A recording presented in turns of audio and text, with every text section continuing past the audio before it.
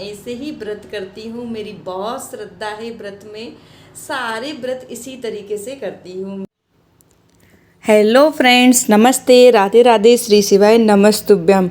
तो आप सब कैसे हैं? उम्मीद करती हूँ आप सब खुश होंगे, मज़े में होंगे एंड एंजॉय कर रहे होंगे।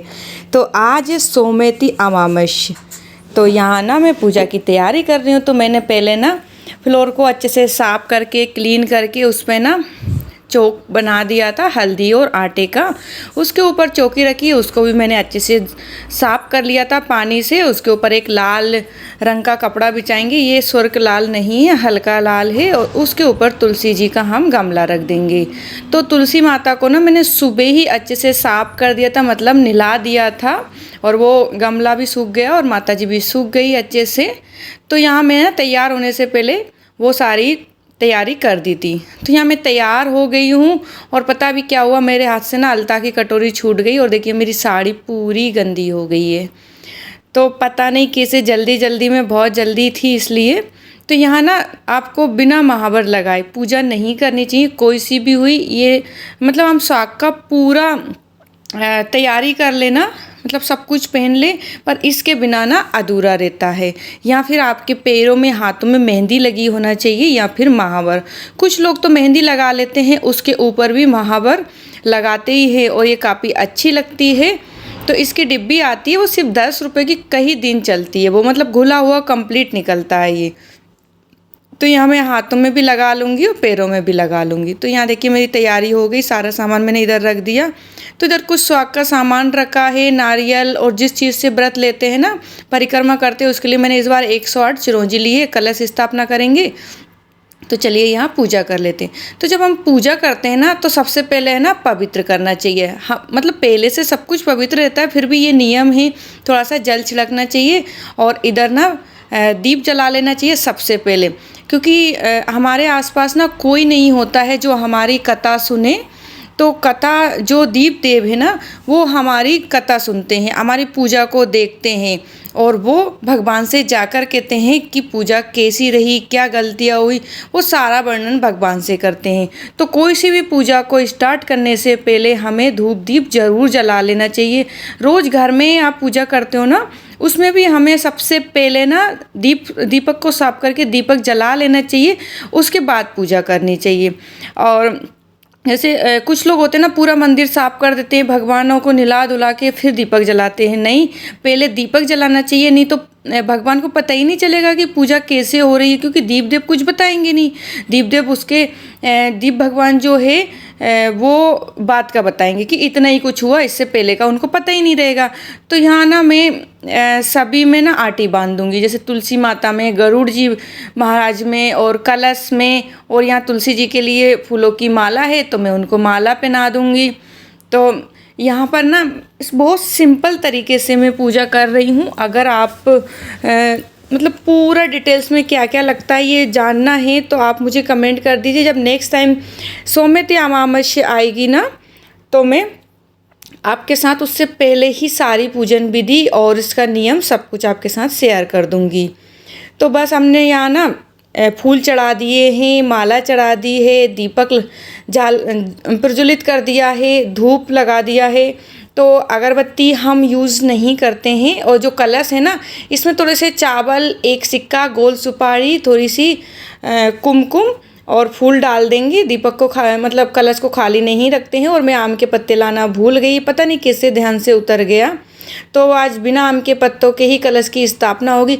किसी भी पूजा में कलश स्थापना के बिना पूजा हमारी अधूरी रहती है। बिना कलश स्थापना के छोटी से छोटी, बड़ी से बड़ी पूजा अधूरी रहती है। तो कलश स्थापना आप ज़रूर करें। तो यहाँ कलश में भी मैंने स्वास्तिक बना दिया था, और इधर नारियल लिया है, नारियल में भी स्वास्तिक बना देंगे, और इसमें कलावा बांध देंगे। कलश में भी हमने कलावा बांध दिया, कलावा मतलब आटी को बांध दिया है। तो आप दीपक में भी बांध देंगे। तो आप मेरे साथ ज़रूर शेयर करें कि आप किस तरह से सोमवती अमावस्या मनाते हैं, और अगर नहीं मनाते हैं तो आप चालू कर दीजिए, क्योंकि ये बहुत अच्छा होता है। आप इसकी कथा पढ़िए, फिर आपको ना अपने आप से मन करेगा कि हमें ये व्रत करना चाहिए। तो कथा आपको ना आसानी से यूट्यूब पे मिल जाएगी। आप सोमवती अमावस्या की कथा सर्च करके और सुन सकते हैं। तो यहाँ जो भी मैं स्वाग का सामान लेकर आई हूँ वो मैंने माता जी को अर्पित कर दिया, बिछिया मैंने उनको पहना दी है। और जो हमारे इधर ना स्वाग का जो मेन वो है ना वो लाख होती है, तो किसी के यहाँ चूड़ियाँ होती तो आप चूड़ियाँ अर्पित कर सकते हैं। कोई तो ना पूरे कपड़े वगैरह सब लाते, पर जो एक ब्लाउज़ फीस रखा ना वो सभी की पूर्ति कर देगा, ऐसी हम कामना करके ये स्वाग का सामान अर्पित करा है। तो इसमें है ना मैंने कुमकुम है, मतलब मेहंदी है, महावर है, और टिकी का एक पत्ता है, और उसके बाद में ना काजल और ऐसे छोटा मोटा सामान है स्वाग का, तो वो मैंने माता जी को अर्पित कर दिया है। तो उसके बाद सारी पूजा हो गई है। अब मैं क्या करूँगी, हाथ में ना ये 108 चिरौंजियाँ, 108 परिक्रमा करना चाहिए वैसे तो, पर मैं नहीं कर पाती हूँ, मेरे को बहुत चक्कर आ जाते हैं, व्रत रखती हूँ ना, तो मैं 8 परिक्रमा करती हूँ। और जो समर्थ रहता है वो 108 परिक्रमा कर सकता है। तो यहाँ 8 चिरौंजियाँ हाथ में ले ली है। हर एक परिक्रमा में एक चिरौंजी को हम रखते जाएंगे पटे के ऊपर। और ये जो चिरौंजियाँ है ना, इनको आप प्रसाद के रूप में आप सभी को बांट सकते हैं और थोड़ा सा खुद भी ले सकते हैं। तो यहाँ मैंने जो फल अर्पित करे ना, वैसे तो 5 प्रकार के फल अर्पित होते हैं, पर मेरे पास 5 प्रकार के नहीं थे, तो मैंने एक ही प्रकार के 5 फल ले लिए हैं। तो श्रद्धापूर्वक आप एक फल भी भगवान को अर्पित कर सकते हैं, तो आपका भगवान ना लीन कर लेंगे। तो यहाँ बस पूजा ख़त्म हो गई है, मतलब थोड़ी बहुत और बची है, और जे कर लेंगे हम। उसके बाद छोटा सा हवन कर देंगे। तो जो हवन कुंड में है ना, मैंने कंडा रख लिया था, अच्छे से जला करके थोड़ा सा इसको प्रज्वलित कर देंगे एक बार हम, और छोटा सा हवन कर लेंगे। तो अगर आपके पास हवन सामग्री नहीं है तो आप ना घी और गुड़ से हवन कर सकते हैं। तो इसकी भी पूजा कर लेंगे, इसमें कलावा बांध देंगे, और हम इसमें 5 या 7 बार आप हवन छोड़ सकते हैं। तो आप हवन करते समय या तो गायत्री मंत्र का जाप कर सकते हैं 5 बार, या फिर श्री शिवाय नमस्तुभ्यम, या फिर ओम नमः शिवाय।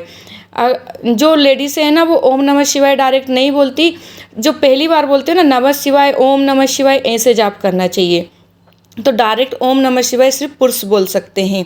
तो यहाँ मैंने 5 बार हवन सामग्री को छोड़ दिया है। और ये जो हवन सामग्री है ना, इसमें सब कुछ मिला हुआ है, मतलब घी, जो तिल, सब कुछ मतलब कंप्लीट करके रखा हुआ है, क्योंकि ऐसे पूजा में ज़रूरत पड़ती है। तो यहाँ मैंने ना हवन के ऊपर थोड़ा सा कपूर डाला और इसको फिर से प्रज्वलित कर दिया। और बस अब ना हम आरती कर लेंगे और हमारी पूजा ख़त्म हो जाएगी। तो मैं इस तरह से पूजा करती हूँ। मैं इसमें कोई कमी छोड़ी है तो आप मुझे कमेंट करके बता सकते हैं कि दीदी आपको ये और करना चाहिए था। तो यहाँ आरती ना हमेशा पूजा में कपूर की ही करना चाहिए, जो होता ना कर्पूर गौरम करुणावतारम, तो आपको हमेशा यही बोलकर आरती करना चाहिए।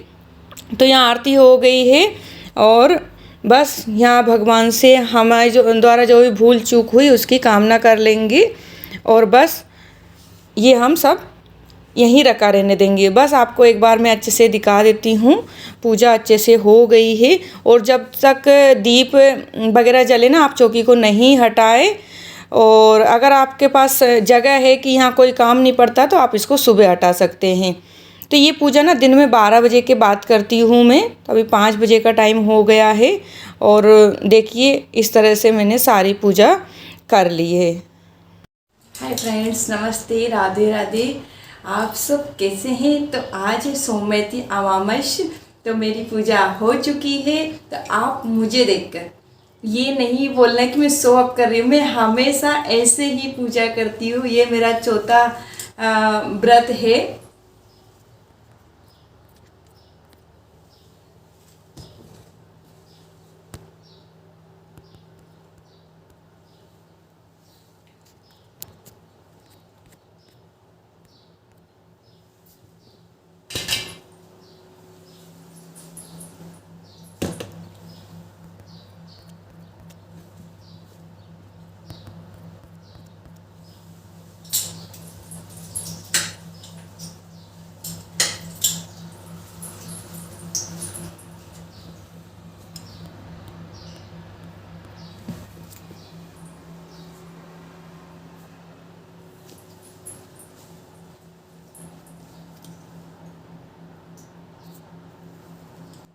तो मैं क्या बोल रही थी है ना, आप ये मत सोचना कि मैं शो अप कर रही हूँ, नहीं भाई।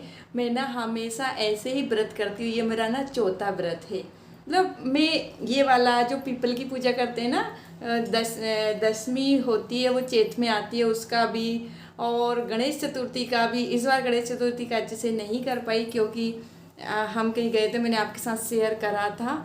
मैं सारी पूजा ऐसे ही करती हूँ, मुझे बहुत अच्छा लगता है। मतलब तैयार होने का एक मौका मिलता है कि अच्छे से तैयार होना है, पूजा करनी है, तो इसलिए। और आप सब कैसे करते हैं, किस तरह से तैयार होते हैं, मुझे ज़रूर बताएं। तो बस मेरी पूजा हो गई, मैंने बहुत जल्दी जल्दी करा। पता है क्या हुआ, मैं ना कटोरी में अलता लेकर जा रही, जो हाथों में लगाना, ये लगाना बहुत ज़रूरी रहता है, इसके बिना आपको भी पूजा नहीं करनी चाहिए।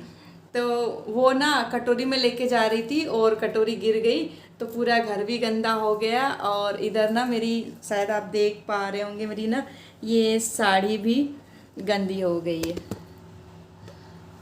देखिए पूरी साड़ी बेकार हो गई है, ये देखिए। तो इसको देखते हैं ये निकलती है कि नहीं। मतलब पता है बच्चे ना कोचिंग गए, उनका 5:30 का टाइम है और अभी ना 5:45 हो चुके हैं। तो मैंने ना मैम को कॉल करके बता दिया था कि मैं पूजा कर रही, थोड़ा लेट आऊँगी। तो मैम ने बोला कोई बात नहीं, पर जो छुटकू मास्टर है ना उसको भूख लग गई होगी क्योंकि इतनी देर वो नहीं रह पाता है।